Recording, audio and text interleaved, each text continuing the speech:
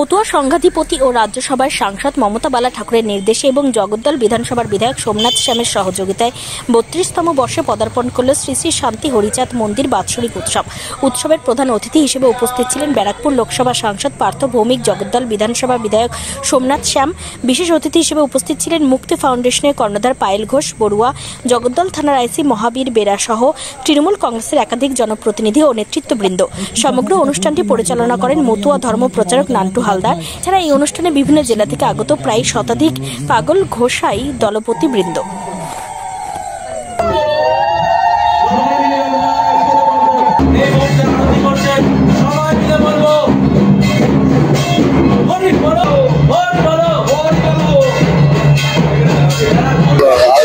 উৎসব উপলক্ষে নান্টু গোসাই সমস্ত মতুয়া সম্প্রদায়ের মানুষকে নিয়ে একত্রিত হয়েছেন।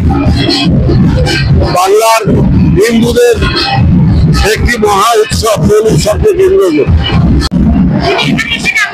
ভীষণ ভালো লাগছে। এটা ভালো লাগারই জায়গা, এটা একটা মিলন উৎসব, খুব ভালো লাগছে।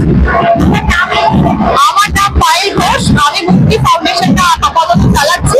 আমি মুক্তি ফাউন্ডেশনের মহাসংঘের সংঘাধিপতি মমতা বালা ঠাকুর এবং তথা তার শাশুড়িমা বীণাপাণি ঠাকুরানী এইখানে প্রথম আসছিলেন। এইখানে প্রথম এসে তিনি উদ্বোধন করে গেছেন এই মন্দির এবং এই সম্মেলনটি। এই সম্মেলনের বয়স হয়েছে 32 বছর। আর তাদেরকে, তাদের আদর্শকে আমরা পাথেয় করে আমরা চলার চেষ্টা করছি। মতুয়াকে যে জাগরণের বার্তা আমরা দিকে দেওয়ার